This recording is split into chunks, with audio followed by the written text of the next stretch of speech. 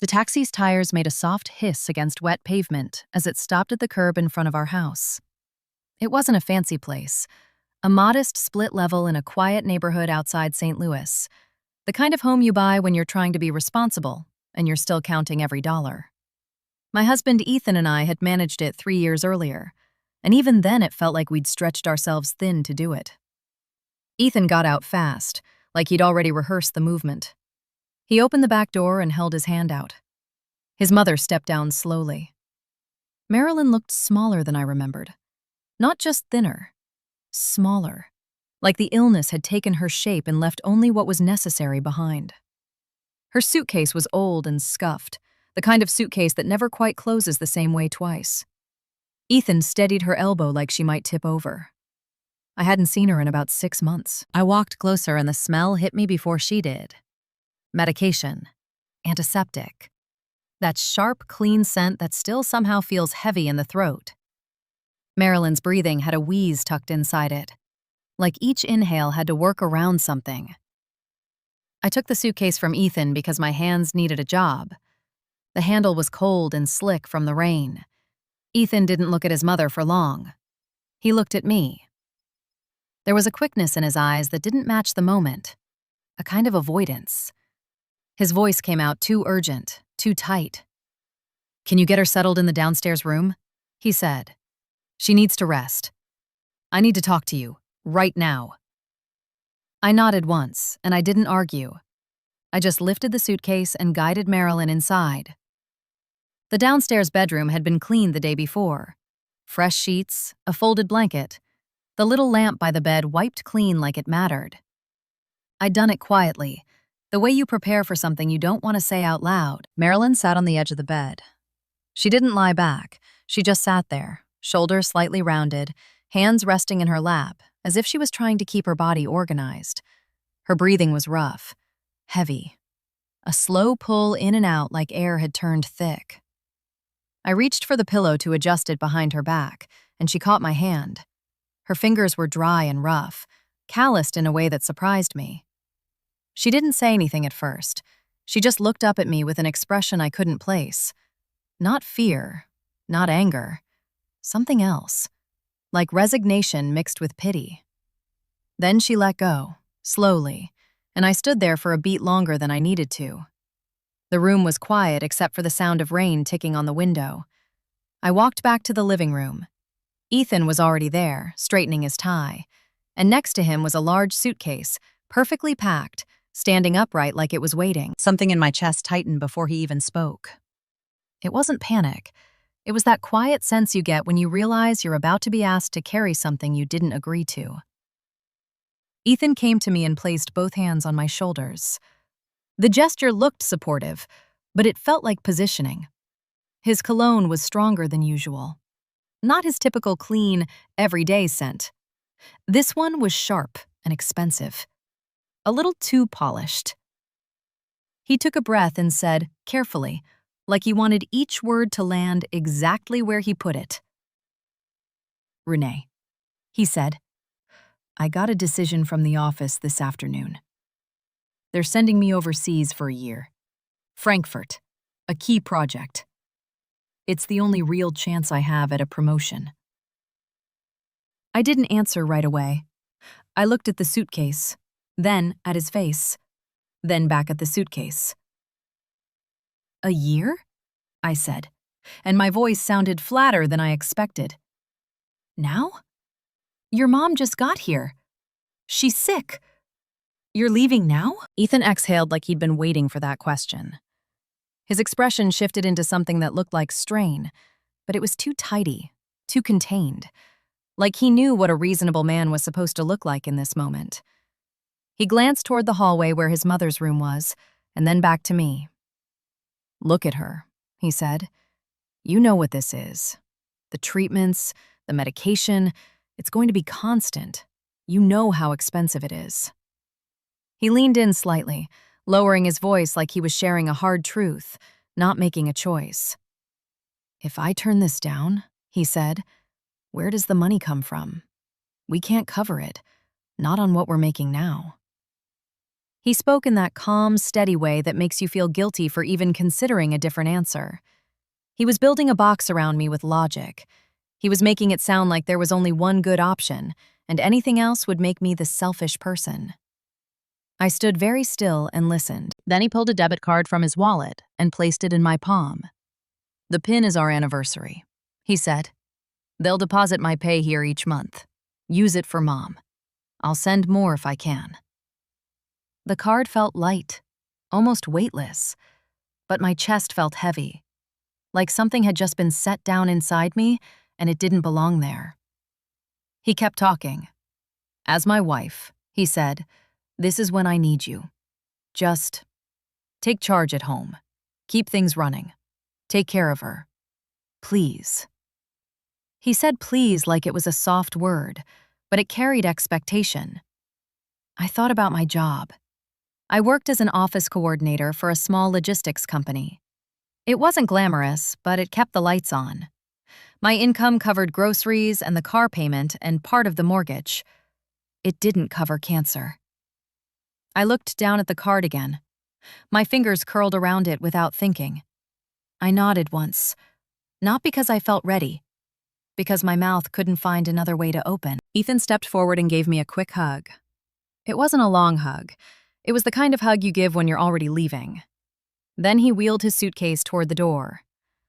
"I have to go," he said. "Red eye. If I miss it, I'm done." The suitcase wheels clicked across the tile, steady and final. The front door opened. Cold air pushed in. Then it closed again.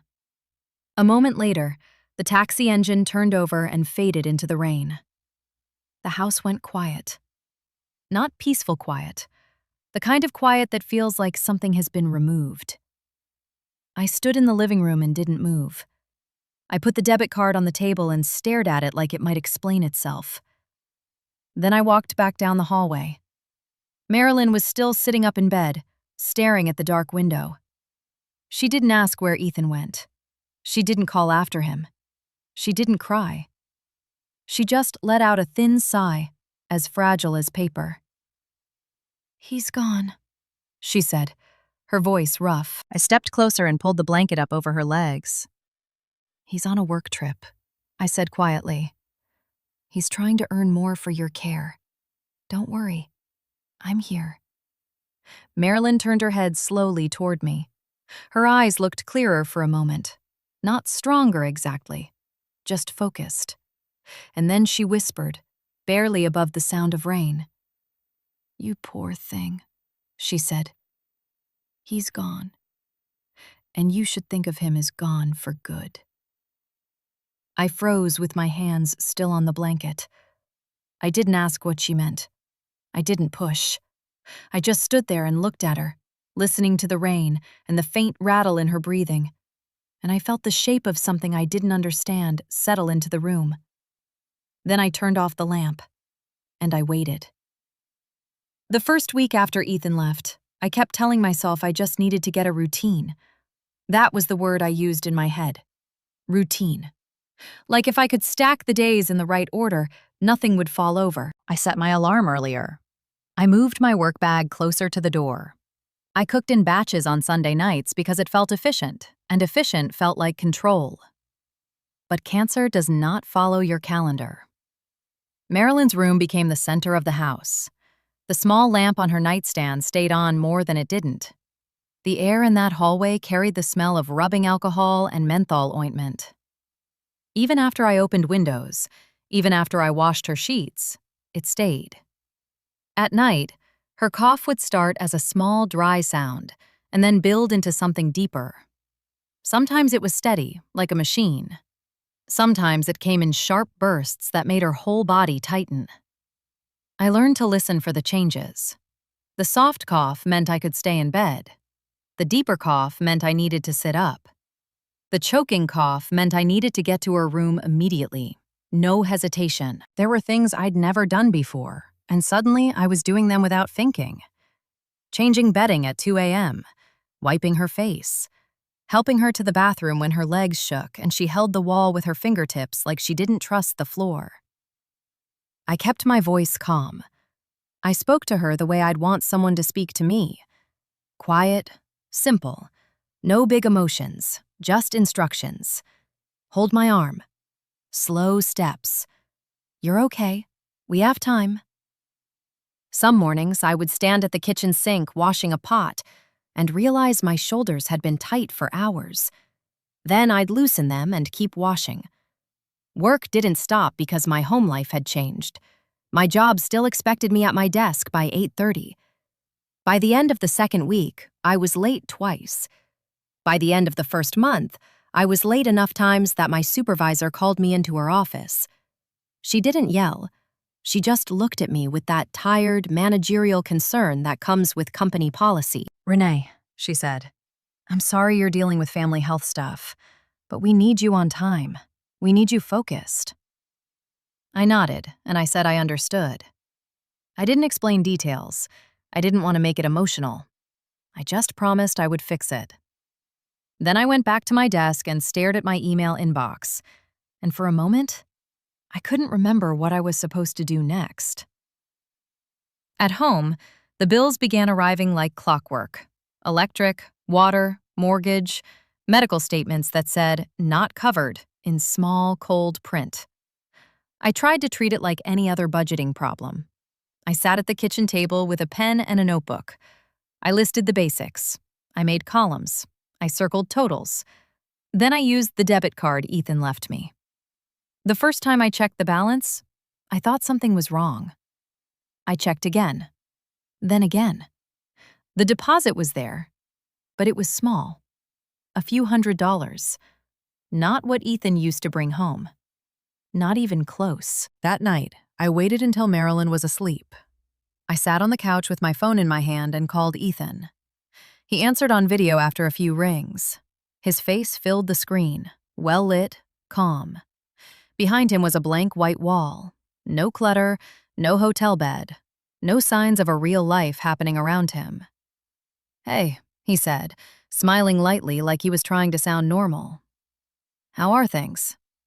I looked at his face, and then I looked away from the screen for a second, like my eyes needed a break. "Your mom's had a rough day," I said, "but she's stable." He nodded, slow and solemn, like he was absorbing the weight of it. Then I brought up the card. "The deposit," I said. "It's not much.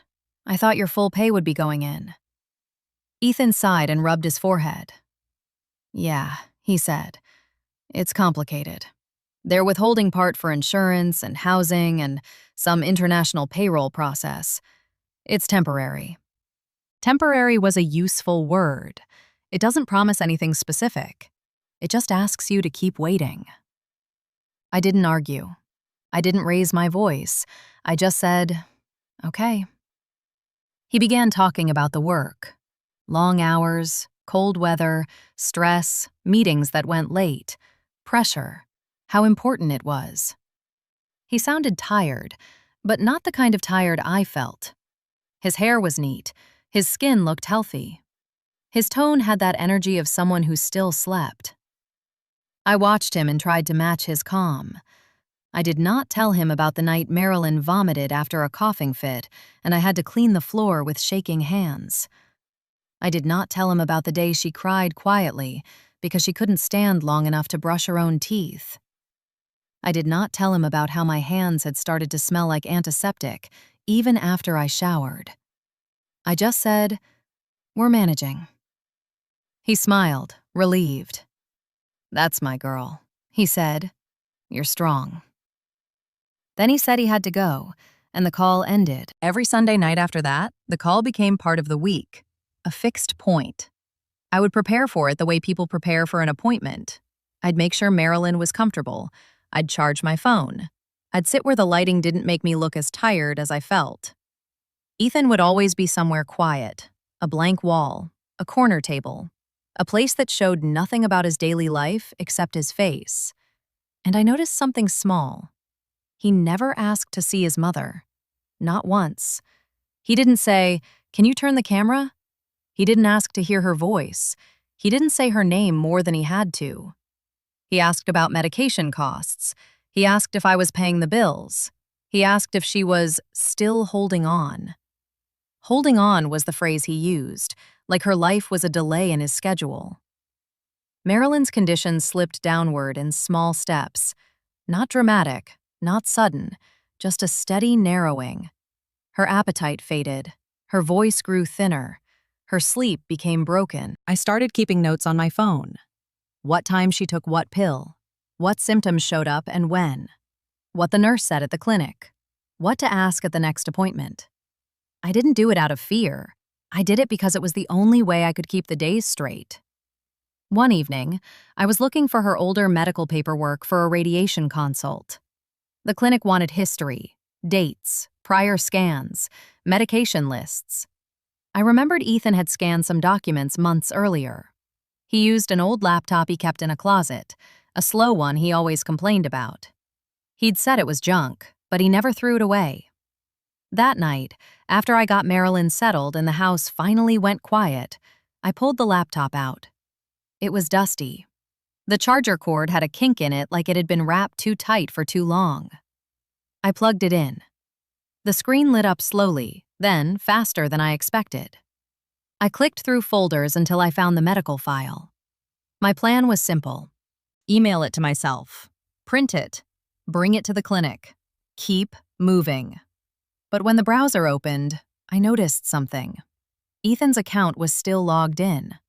His email icon. His profile photo. Everything sitting there like he'd never left. I stared at it for a moment. Then a small notification appeared near the corner of the screen. Google Photos had synced new images. I didn't click right away. I just sat there, my hand on the mouse, listening to the quiet of the house and Marilyn's breathing down the hall. Then I clicked. The photos loaded one row at a time. At first, I didn't understand what I was seeing. A bright blue sky. Water so clear it looked unreal. Sunlight on white stone. It took my brain a second to place it because it did not match the story Ethan had been telling me every week. There was no gray weather, no office, no late-night meetings, no tired hotel room. The newest photo had a timestamp from 2 hours earlier. It was a table set for two. A seafood platter with a whole lobster and a glass of sparkling wine catching the light. The kind of meal that comes with someone else placing plates in front of you and saying, "Enjoy." Under the photo was a location tag, Miami Beach. I didn't move. I didn't react the way I thought I might. No gasp, no outburst. Just a steady, slow tightening in my chest, like my body had decided to lock down everything unnecessary. I scrolled. The next photo was the back of a woman on a lounge chair. Bright swimsuit, sun on bare shoulders. One arm lifted with a drink held loosely, like she had all day and nowhere to be. I recognized her hair before I saw anything else. Large curls, light brown, the same shape I remembered from the company holiday party the year before. Ethan had introduced her with a smile and a casual hand on her shoulder. "This is Tara," he'd said back then. "She's in marketing. She's basically like a little sister." I had believed him because I had no reason not to. I scrolled again. A selfie of Ethan, shirtless, sunglasses, grinning wide, relaxed, almost boyish. Behind him, an infinity pool and the faint outline of that same woman in the water. I stared at the screen until my eyes started to burn. There was no overseas assignment. There was no year of sacrifice. There was me in a quiet house that smelled like medication, and him in Miami with someone else, eating food we couldn't afford on the deposits he claimed were being withheld. I closed the laptop. Not gently, not violently either, just a firm snap, like ending a conversation. The sound echoed in the room and then disappeared into the rain. For a moment, I sat with my hands on the closed lid, feeling a slow nausea rise in my throat. Not the dramatic kind, the physical kind, the kind that makes your mouth dry. From down the hall, Marilyn coughed, a deep, wet cough that ended in a thin whistle. I stood up and walked to her room. She was awake, staring at the ceiling. I helped her sip water, adjusted her pillow, checked her temperature. I did it the way I had been doing everything lately, with calm hands and a steady voice. When she fell back asleep, I went to the kitchen and washed my cup from earlier even though it was already clean. Then I sat back down at the table. I reopened the laptop. This time, I didn't open the photos first. I opened his email. I didn't search widely. I did not dig through years of messages. I kept it simple, like I was handling a work task. I typed one word into the search bar. Flight. Then, hotel. Then, reservation. The results appeared quickly. Ethan hadn't been careful. He had been confident. I found confirmations with dates that did not match his story. Booking emails, itineraries, names. I saw the city in subject lines over and over, like the truth had been sitting there, waiting for someone to look at it. I took screenshots and saved them to a folder on the desktop, not because I wanted revenge, because I knew I would need reality later, and reality lives better in files than in feelings. I moved to bank alerts next, the debit card deposit, the outgoing spending, the withdrawals. I found transfers and charges that weren't subtle. Hotel bars, restaurants, retail, a casino cash advance that made my stomach go cold. The amounts weren't small, and suddenly his Sunday night complaints sounded different in my head. The way he said he was tired, the way he said things were tight, the way he spoke like he was suffering. I kept taking screenshots, date, time, merchant name, amount. I made a second folder, then a third. When I was done, I logged out of his bank view and opened Marilyn's medical statements again. My original reason for using the laptop. The contrast was almost unbearable. Her insurance explanation of benefits showed denied next to items that mattered. Medication not covered, equipment rental, specialist consults. It was all there in plain language, like the system didn't even try to be kind. I sat there and felt something in me go quiet. Not numb, clear. I looked at the kitchen clock. It was after midnight. The rain had eased into a steady tapping. The house felt hollow in a way I hadn't noticed before, like a stage set after the audience leaves. I closed the laptop again, slower this time. Then I opened my notes app on my phone and typed 3 lines, simple and plain. Step 1. Keep caring for Marilyn. No change in routine. Step 2. Document everything. Money, dates, messages. Step 3. Say nothing until I know what I'm holding. I put the phone face down. Then I waited. The next morning, Marilyn's breathing was worse. She refused the hospital again. She said it in the same thin voice she'd been using for weeks, firm under the weakness. Home, she whispered. No machines. I didn't argue. I called the nurse line. I followed the instructions. I adjusted her meds the way they told me. I sat beside her bed and kept a damp cloth on her forehead. That night, she woke up suddenly, eyes open and sharp in a way that startled me. She reached for my hand. Her fingers were icy, but her grip was stronger than it should have been. She pulled me closer like she needed to use the last of her strength for one specific purpose. Her lips moved slowly, each breath a struggle. Renee, she whispered. He's a bad man. I know where he is. I know what he's doing. I didn't answer. I didn't correct her. I just held her hand and listened. Tears gathered at the corners of her eyes. Not dramatic, just a quiet overflow. She pulled me closer again, as if the walls might have ears. After my funeral, she said, go back to my old place. Go alone. In the kitchen, under the big crock in the corner. There's something I kept there for you. Her voice thinned out at the end, a long exhale that sounded like letting go. I nodded once, even though I didn't fully understand. Her hand loosened slightly, but she didn't let go completely. Outside, the rain started again, heavier this time, and the sound filled the room. And I stayed there, holding her hand in the dim light, listening to her breathing and wondering what could be hidden under an old crock in a kitchen that hadn't been used in years. Marilyn died just after midnight. It wasn't dramatic. There wasn't a big final speech. There was only the slow narrowing of her breathing, the quiet struggle in her chest, and then the moment when the sound stopped. I sat there for a long time with my hand still holding hers. The lamp on the nightstand made a small circle of light. Outside, rain moved across the roof in steady sheets. The house felt like it was holding its breath with me. When I finally stood up, my legs were stiff like I'd been kneeling for hours. I did what the nurse line had told me to do. I called the number. I gave the address. I answered questions calmly. I followed instructions in the order they came. That was the only way I could keep myself from falling into the empty space in my mind. By early morning, a funeral home van had come. A quiet man with a clipboard spoke in a low voice and asked me to sign forms. I signed where he pointed. I didn't read the fine print yet. I just made sure the spelling of her name was right. When the house was empty again, I went into the kitchen and made coffee I didn't really want. Then I sat at the table and called Ethan. It rang and rang. I tried again. On the 5th attempt, I didn't get a call back. I got a text. "I'm in a critical meeting. Can't talk. How's Mom?" I stared at the words until they felt unreal.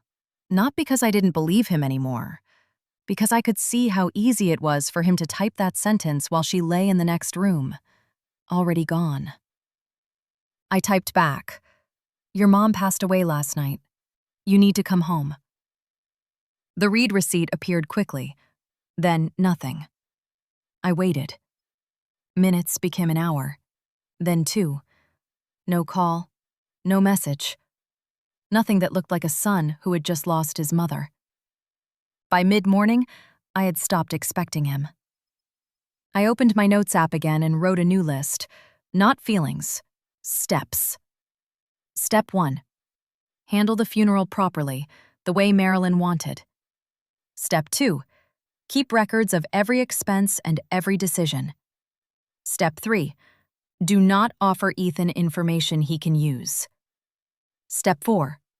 Go to her hometown alone, exactly like she told me. I put the phone down and started moving through the house. I gathered Marilyn's paperwork into one folder. I found her ID, her insurance card, the list of medications taped to the inside of a cabinet door. I folded her blanket neatly and set it on the chair like I was returning the room to order. Then I called the funeral home again and arranged what I could afford. There were decisions that needed to be made quickly, and I made them without waiting for Ethan. Cremation, a small service, no extras. I wrote down every number. When I paid the first deposit, my hands didn't shake. They felt far away from me, like someone else's hands. I saved the receipt and placed it in a clear plastic sleeve. 2 days later, Ethan video called. The timing was careful. Midday. Enough time that I would have already done the hardest parts without him. His face appeared on my phone screen, and he was wearing a black suit that looked new. His eyes were slightly red, but the redness didn't reach the rest of his face. He spoke loudly, like he wanted anyone near me to hear. "Mom," he said, voice breaking in a way that sounded practiced. "I'm sorry, I tried. I tried to get on a flight." He pressed his fingers to his temple and shook his head. "The project is at a critical phase," he said, looking up like he was pleading with something above the camera. "If I leave, there are penalties, huge ones. I can't lose everything we worked for." I watched him quietly. He didn't ask how she died. He didn't ask if she was in pain. He didn't ask where her ashes would go. He said he loved her. He said he was doing this for the family. Then he said softly, "You're strong. You'll handle the arrangements. You always do." The call ended after 8 minutes. I sat on the edge of the couch, phone still in my hand, and felt something settle inside me that I hadn't felt before. Not rage. Finality. The service happened on a gray Saturday morning. A small room. A few relatives from Ethan's side. 2 neighbors I didn't recognize. People came up to me and said the same sentences in slightly different forms. Ethan must be devastated. He's working so hard for you. What a good son to call like that. I nodded, thanked them, kept my expression calm. I did not correct anyone. Silence was not weakness. Silence was a decision. After the cremation, I drove alone with the urn on the passenger seat, buckled in like it was fragile cargo. I had printed the directions to Marilyn's hometown, a small place in southern Illinois. A 2-hour drive, mostly highway, then smaller roads where the landscape flattened out and the trees looked bare and tired in winter. Ethan texted once. Just leave the ashes in a local columbarium so it's easier for me to visit. I stared at the message for a second, then typed back one word. No.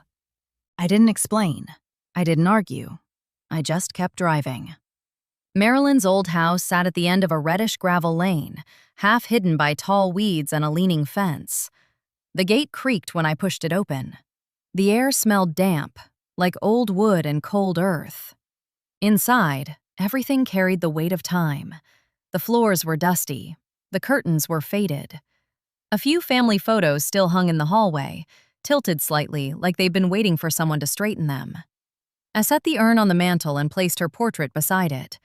I found a candle in a kitchen drawer and lit it with a match that sputtered before it caught. That night, I slept on a thin mat in the living room. I didn't want to use her bedroom. It felt too personal, like I was borrowing something I hadn't earned. The wind moved through gaps around the windows. The house made small noises, settling, shifting, breathing the way old homes do. I didn't sleep much. I kept hearing her last instruction in my head. Go alone. Old kitchen, under the crock. At dawn, I found a small shovel in the shed. The handle was splintered. The metal was dull. It was still good enough.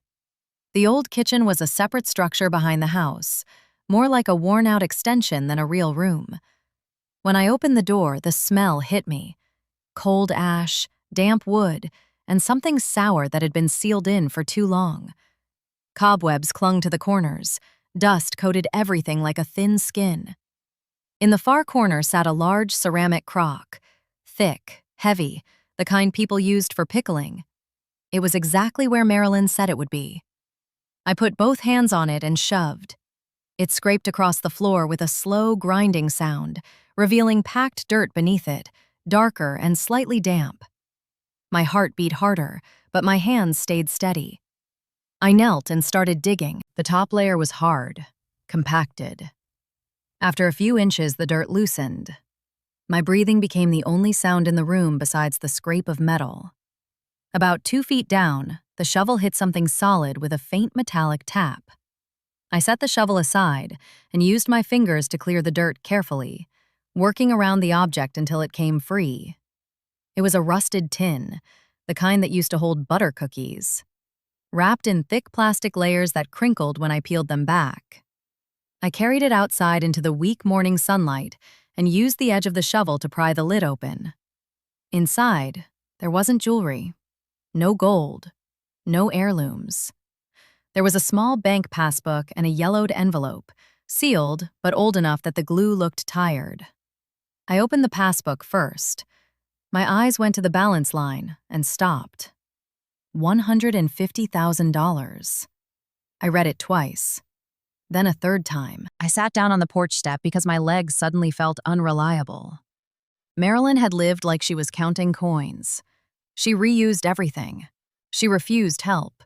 She wore the same old coat every winter. And she had been sitting on this amount of money for years. The last deposit was dated 5 years earlier. I remembered something then. A highway project that had cut through town, the county buying land through eminent domain. Ethan had once asked her about compensation, and she'd brushed him off, saying it was a little money for later. I understood now that she hadn't been vague because she didn't know. She'd been vague because she didn't trust him. I picked up the envelope next and opened it carefully. Inside were 2 things: a folded document with an official seal and a handwritten letter in shaky purple ink. I opened the document first. It was an adoption certificate from the county clerk's office dated decades earlier. Ethan's name was on it. The words adoptive parents were printed clearly above Marilyn's name and her late husband's name. Reason: infant abandoned at local clinic. I sat very still with the paper in my hands. The discovery didn't feel like gossip. It felt like a locked door opening. It explained the look in Marilyn's eyes the night Ethan left, the pity, the resignation, the way she said, "Gone for good," like she meant more than distance. I read the letter next. It wasn't addressed like a normal letter. It was written like someone leaving a record, like someone trying to keep the truth from disappearing. Marilyn wrote about finding a baby in the clinic, about wanting a child, about promising to raise him as their own. She wrote about loving him, and about watching him grow into someone she could not fully reach. Then she wrote my name. She wrote that she was leaving the money to me because she had seen what Ethan was capable of, and because she knew what I had carried. She wrote, simply, that I should protect myself. I folded the letter and the certificate carefully and placed them back in the envelope. Then I placed the envelope and the passbook into my bag, not loosely, not casually, like they were legal evidence, because they were. Back inside the house, I sat at the kitchen table and wrote another list, more specific this time. Step 1. Secure documents and money information. Step 2. Confirm what rights I have and what risks I face. Step 3. Get Ethan to return, but on my timeline, with my control. Step 4. Do not mention adoption until I am ready. I didn't rush to call a lawyer yet. I wanted to hold the facts quietly first. I wanted to understand the shape of the board before I moved a piece. My phone buzzed once while I was still sitting there. A message from Ethan. A photo of a beach. White sand, blue sky, someone's drink on a small table. He wrote, "The partners invited me out this weekend. Germany is beautiful. I wish you were here. Once this is done, I'll get a bonus and make it up to you." I stared at the photo until my eyes found a reflection in the glass tabletop. A faint outline of a woman seated nearby. Curled hair. A bright drink in her hand. It was the same woman from the photos. I set the phone down. Then I picked it back up and typed my response slowly, like I was drafting something for work. "I'm at your mom's old place handling her affairs. While cleaning, I found a metal tin hidden under the kitchen floor. There are important documents and what looks like a large inheritance. The county clerk says the only son needs to be present to sign and resolve it. You should come back as soon as you can." I read it once before I sent it. No emotion, no accusation. Just the word Ethan always understood. Inheritance. I hit send. Then I placed the phone face down on the table and waited for it to ring. It rang in under 2 minutes. Ethan's name lit up my screen, bright and insistent, like nothing had happened between us. I let it ring 3 times before I answered. "Hi," I said, keeping my voice even. On the other end, he didn't ask how I was. He didn't ask where I was sitting or whether I was safe alone out there. His voice was tight with urgency, and underneath it, I could hear something like excitement. "What did you find?" he said. "What tin? What documents? What inheritance?" I kept my tone flat, almost tired. "I don't know," I said. "There are papers, bank stuff, old documents. The clerk told me they won't deal with me without you." A pause. Then his voice softened, turning affectionate in a way that didn't match the speed of his breathing. "Okay," he said. "Okay. I'll come back for a few days. Don't touch anything. Don't show anyone. Don't sign anything. Just wait for me." "I will," I said. I hung up first. Then I sat in Marilyn's old house and listened to the quiet. The candle I'd lit the night before had burned down low. Wax had pooled around the base like a slow spill. I didn't feel proud. I didn't feel triumphant. I felt organized. I drove back to St. Louis later that day with the urn secured in the back seat and my bag close to me. The passbook and the envelope stayed zipped inside an inner pocket, not because I expected someone to steal them, but because I didn't want them out of my control for even a minute. When I got home, I put Marilyn's ashes where I'd kept her photo before, on the small table in the corner. I wiped the surface clean. I set a fresh candle beside the frame. Then I went to the kitchen and opened a folder I'd been building. It wasn't sentimental. It wasn't a journal. It was paperwork.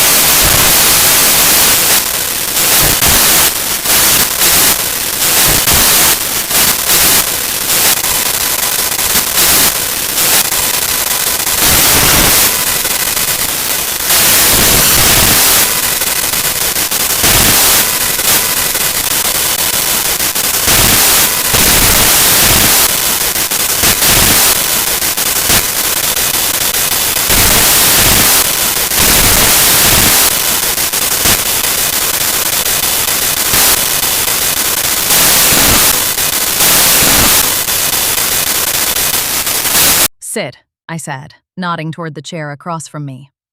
He hesitated, then sat, leaning forward with his elbows on his knees, as if his body couldn't wait. I set my mug down slowly and slid a thick stack of papers across the coffee table. He grabbed them immediately, flipping fast, eyes moving too quickly to read. At first, his face held that greedy focus people get when they're sure they're about to win something. Then his expression changed.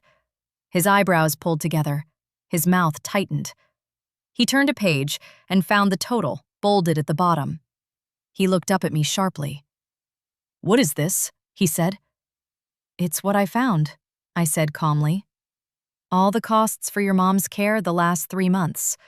Medication, supplies, home care, the funeral, the cremation, everything."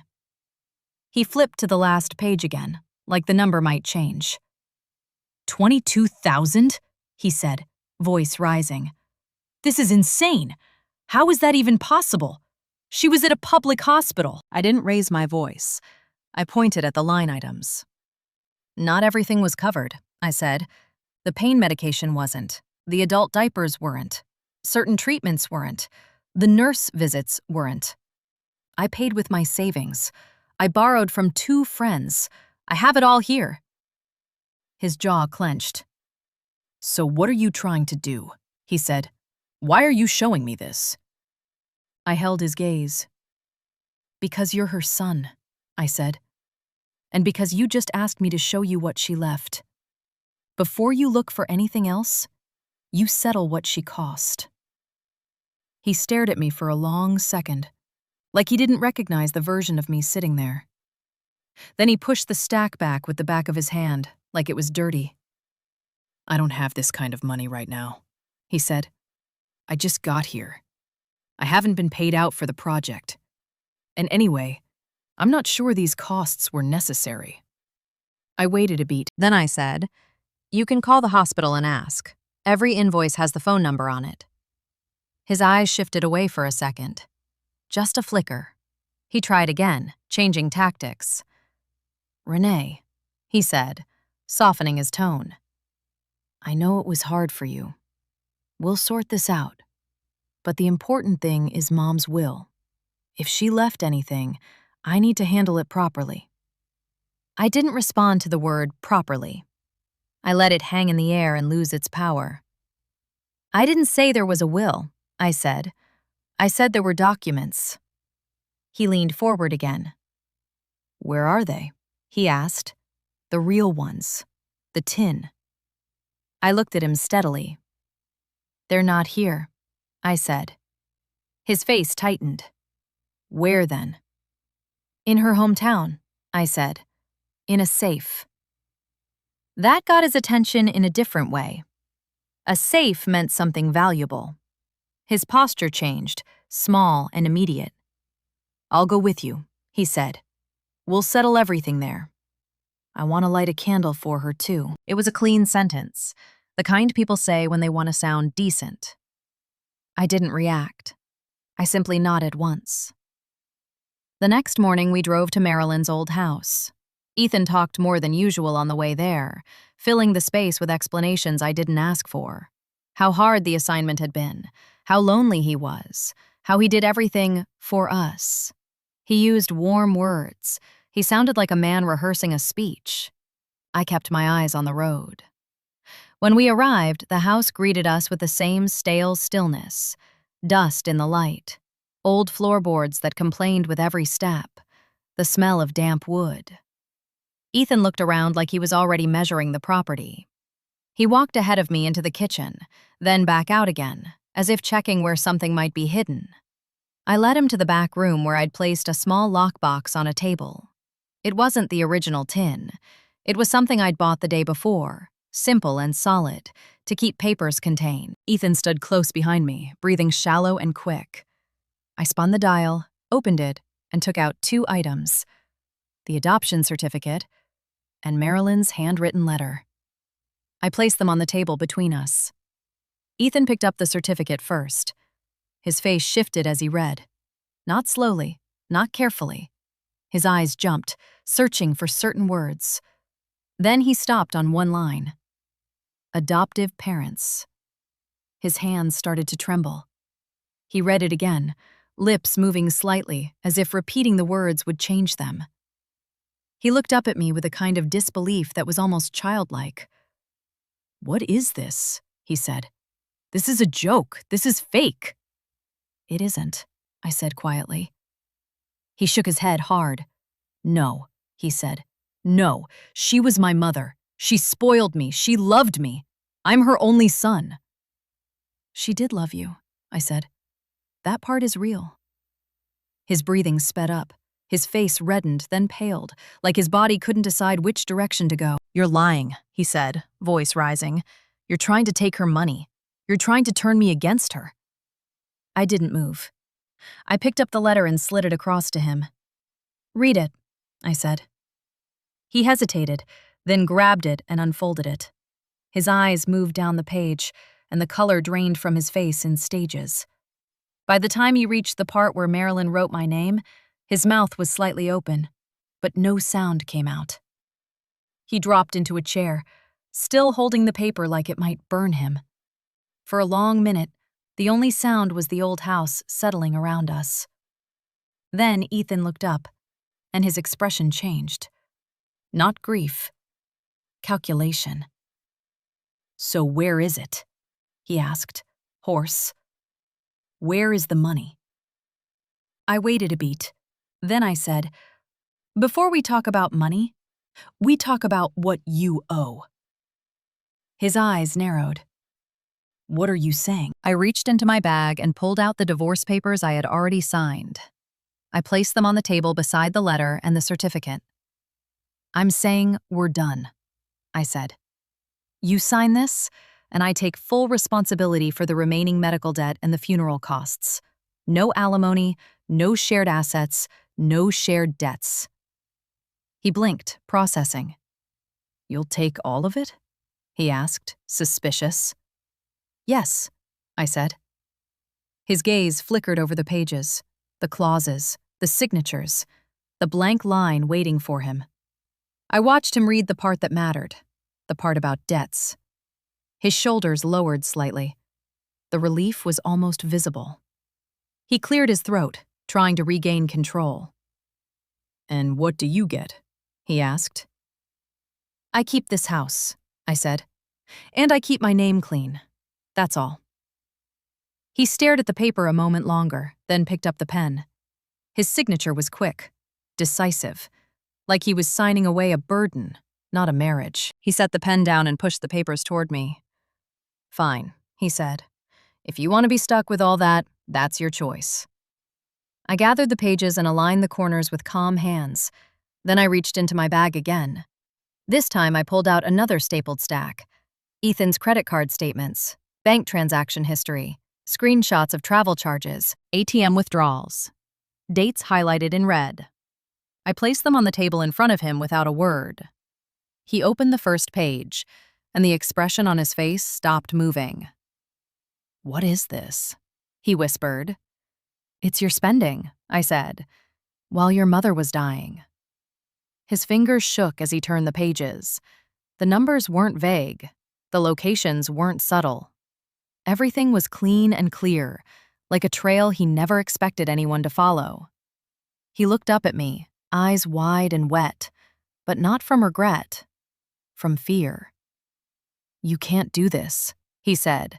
"We were married. That debt is shared." I pointed to the divorce papers he had just signed. "Read the third clause," I said. He pulled the agreement back toward him and scanned it fast. His mouth tightened as he realized what he had agreed to. For a moment, he just sat there, staring down at the paper. The old house was quiet around us. Outside, a bird called once, then went silent. Ethan's hand loosened and the pages slipped to the floor. And I watched him sit there, finally understanding that the story he had been living inside was over, and he was no longer the one controlling it. Ethan didn't shout right away. He sat very still, like his body was trying to decide whether denial could still work. Then he stood up so fast the chair legs scraped the floor. "You set me up," he said, voice tight. "You tricked me into signing that. You knew." "I knew you wouldn't read it," I said. That landed differently than an argument would have. It wasn't an insult. It was just a fact. He tried to breathe through his nose, like he was calming himself down. Then his tone shifted again, softer, almost pleading.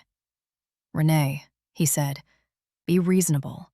We can fix this. We can rewrite it. We just need to handle Mom's things properly. The bank book, the land, whatever she left." I didn't respond to the word properly. I let him sit in it alone. "I'm going back to the city," he said, grabbing his suitcase. "We'll deal with this with lawyers." He left the old house without lighting a candle, without looking at the urn, without saying his mother's name one more time. I stayed behind. I sat at the kitchen table and listened to his car drive away down the gravel lane. The sound faded into the open fields, and the house returned to its quiet. Then I did the next small, necessary things. I called the bank listed on the passbook. I asked about the account holder's status and the process after death. I wrote down the steps they gave me. I asked what documents would be required. I wrote that down too. I called the county clerk's office. I asked about property records and how transfers were handled when there was a death. I did not tell them family details. I kept it clean and procedural. I was doing what Ethan should have done if he had actually been a son. 2 days later, the divorce was finalized in St. Louis. It happened the way these things often happen when one party wants freedom more than anything else. Quick signatures, quiet paperwork, no speeches. Ethan didn't meet my eyes at the courthouse. He looked past me, already moving toward whatever he thought was next. That same evening, my phone rang from a number I didn't recognize. I answered because I'd learned something over the last few months. Avoiding calls doesn't stop problems from arriving. It only delays the moment you have to face them. A woman spoke softly on the other end, hesitant at first. "Renee?" she said. "It's Tara." I didn't respond emotionally. I just said, "Yes?" She asked if we could meet somewhere quiet. She said it was important. She sounded nervous, like she was speaking from the edge of something. We met at a small coffee shop tucked into a side street, the kind of place that stays quiet because it's not trying to impress anyone. I chose a table near the back, where I could see the door. Tara arrived wearing an oversized coat and sunglasses, even though it wasn't bright outside. She sat down quickly, hands wrapped around her cup like she needed warmth more than caffeine. She didn't look like the woman in the photos. Her makeup didn't hide the dark circles under her eyes. Her hands trembled slightly when she reached into her bag. "I'm not calling to brag," she said. "I'm not proud of any of this." I nodded once, not to comfort her, just to let her continue. She swallowed. "I lied to Ethan," she said, I told him I was pregnant. I watched her face while she said it.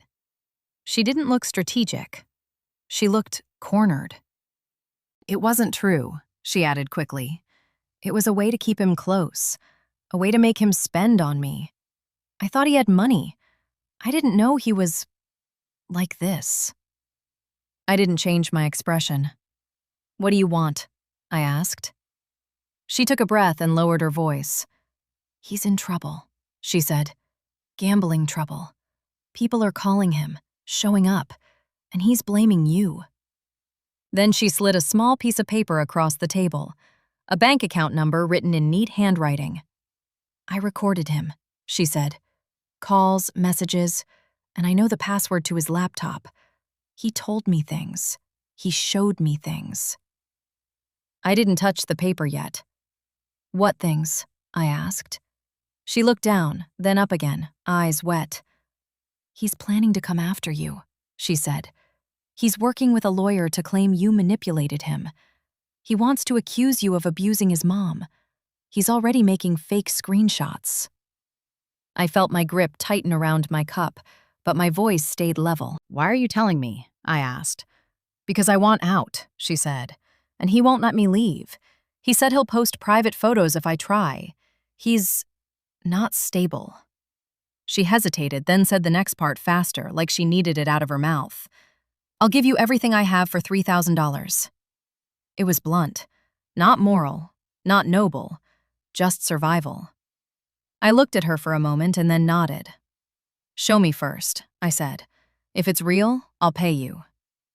Tara pulled out a small flash drive, black and plain. She slid it across the table with 2 fingers like it was contaminated. I also wrote down the password, she said. He uses the same one for everything. She didn't linger after that. She stood up quickly. Be careful, she said, and her voice cracked on the last word. He's acting like a cornered dog. Then she walked out without looking back. I took the flash drive home. I didn't open it immediately. I made tea first. I stood at the sink and washed a spoon that didn't need washing. I waited until my breathing felt steady again. Then I opened my laptop and plugged the drive in. Folders appeared, neatly labeled in the careless way men label things when they don't think anyone else will ever see them. The first folder contained audio files. I clicked one. Ethan's voice filled my speakers, clear and casual, like he was talking to a friend. My ex is clueless, he said.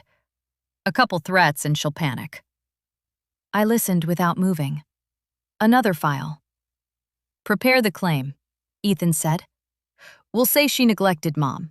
We'll use those edited screenshots. It'll push her into settlement.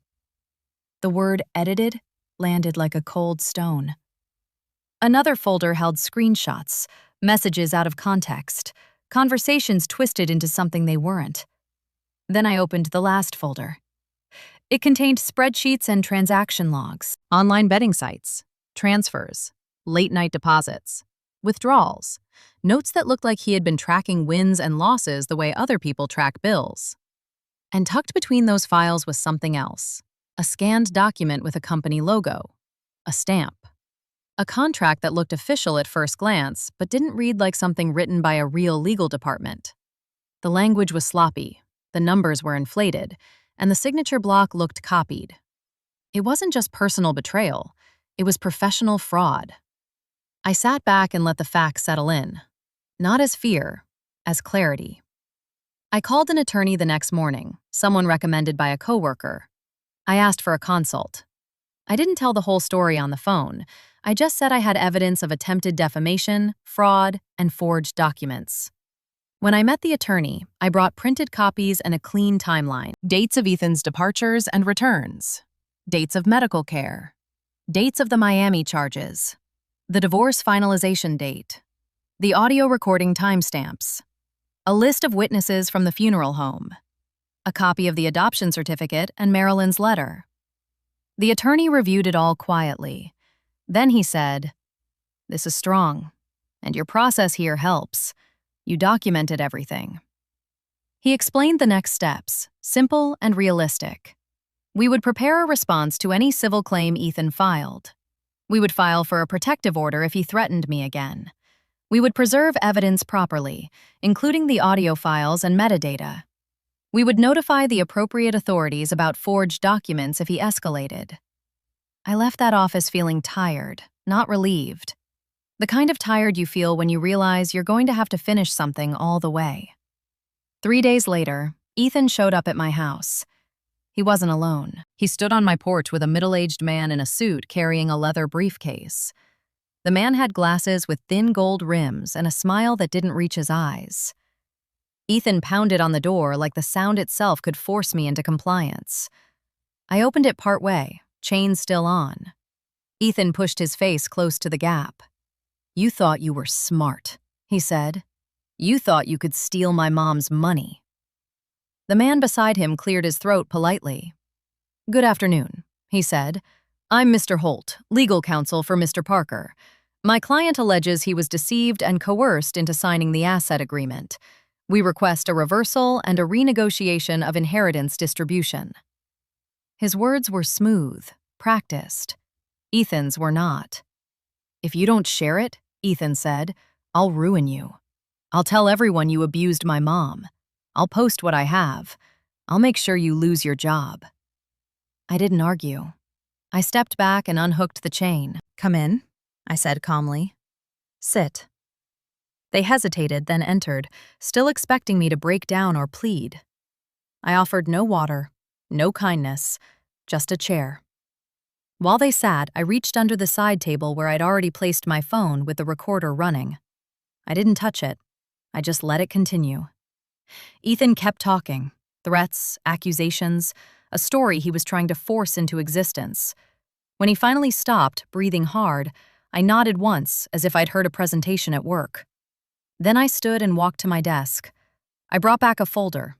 Inside were printed transcripts of the bank statements, the Miami charges, the gambling logs, and the screenshots of his messages. I also placed the flash drive on the table.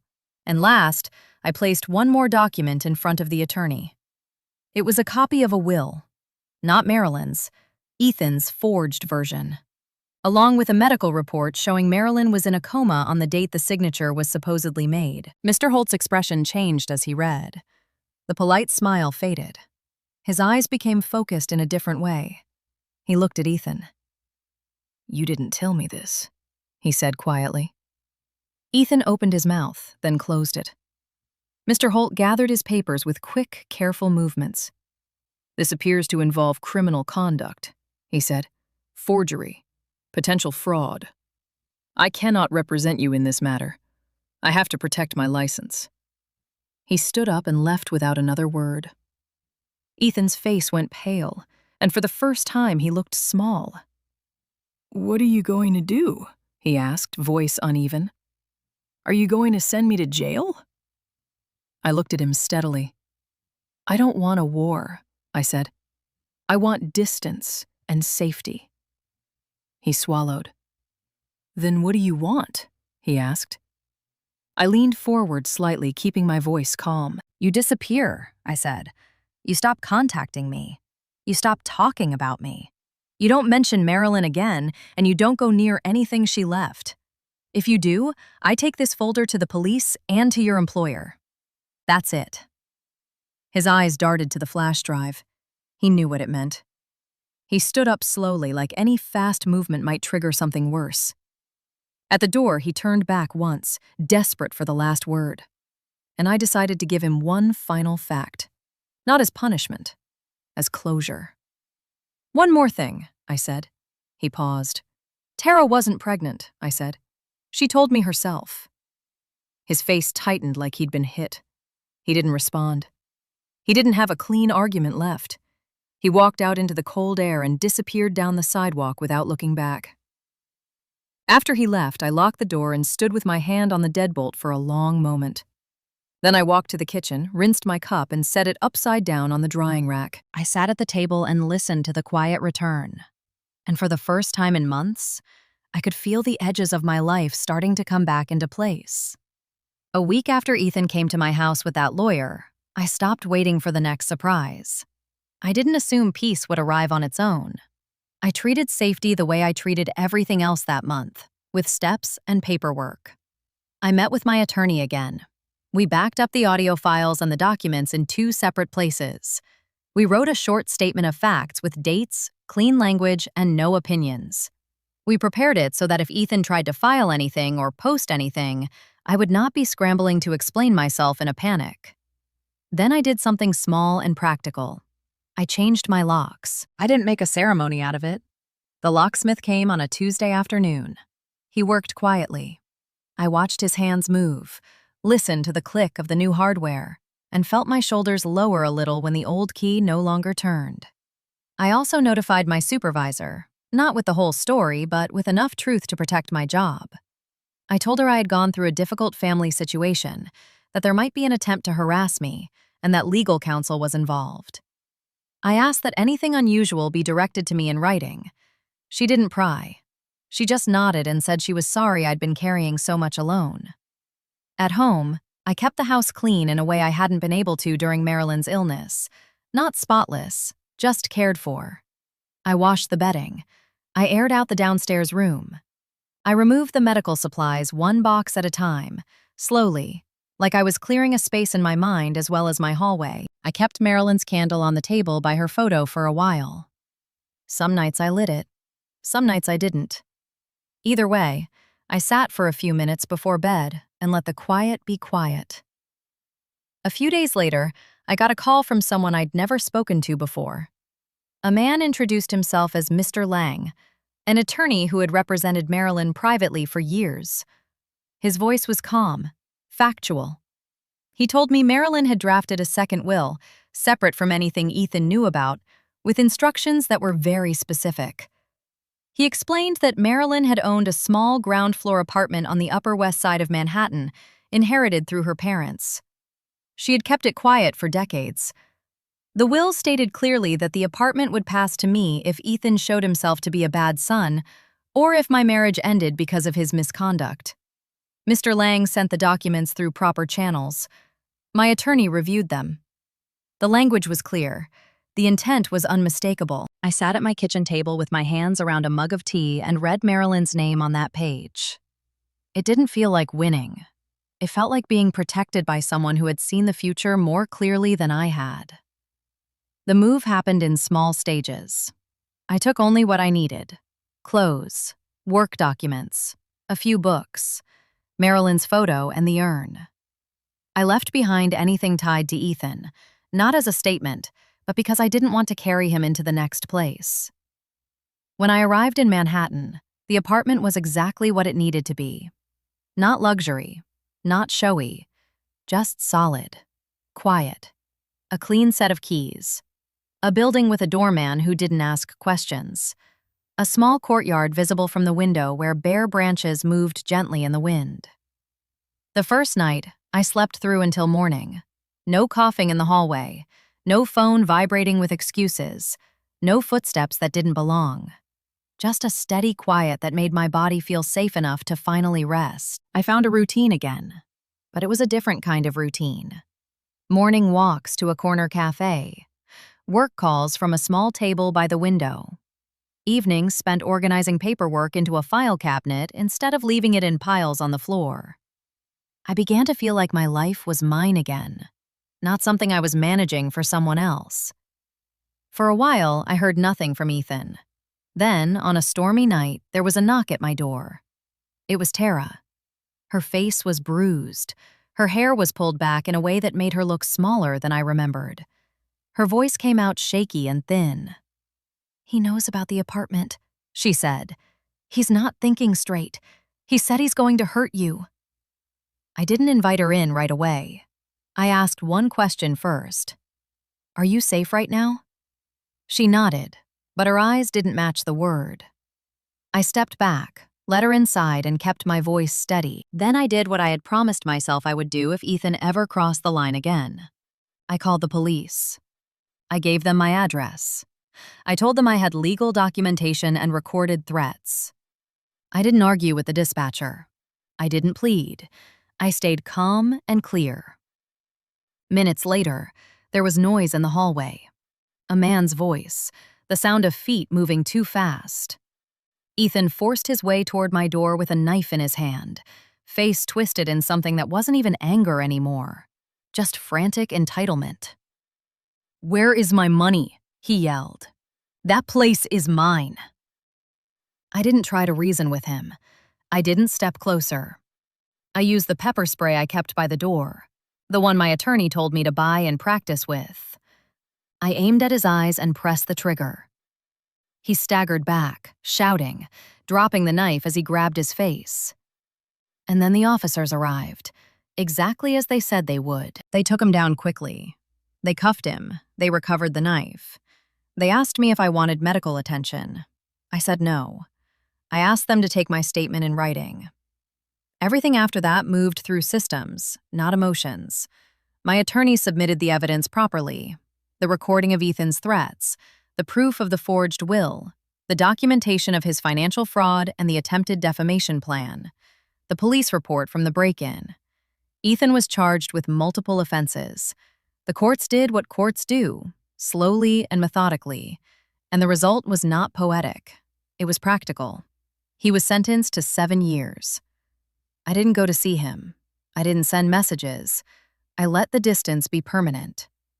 With Marilyn's money, I did one thing that felt quiet and right. I opened a small bookstore cafe on the ground floor of the building and named it Marilyn's Legacy.